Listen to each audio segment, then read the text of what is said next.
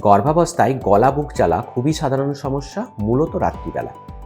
Pregnancy পিরিয়ডে progesterone নামক এক হরমোনের জন্য খাদ্যনালী এবং পাকস্থলীর সংযোগস্থলের ভালভ রিল্যাক্স থাকে, ফলে পাকস্থলীর অ্যাসিড এবং অ্যাসিডযুক্ত খাবার গলায় উঠে আসে এবং গলা বুক জ্বালা হয়। এছাড়াও গর্ভাবস্থার শেষের দিকে গর্ভস্থ শিশু পাকস্থলীর উপর চাপ দেয়, ফলে পাকস্থলীর খাবার উপরে উঠে আসে। এখন প্রশ্ন হলো, এর থেকে মুক্তির উপায় কী? প্রথমত, একবারে অনেকটা পরিমাণ খাবার না খেয়ে অল্প পরিমাণ খাবার বারে বারে খেতে হবে এবং ভালোভাবে চিবিয়ে খেতে হবে। খাওয়ার সাথে সাথে না শুয়ে 30 থেকে 40 মিনিট হাঁটতে হবে।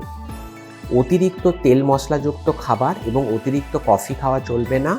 দিনে অন্তত 3 থেকে 4 লিটার জল খেতে হবে।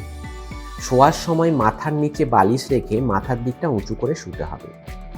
এরপরও না কমলে আপনার ডাক্তারবাবুর পরামর্শ মতো অ্যান্টাসিড জেল, পিপিআই ট্যাবলেট বা H2 ব্লকার ট্যাবলেট খেতে পারেন।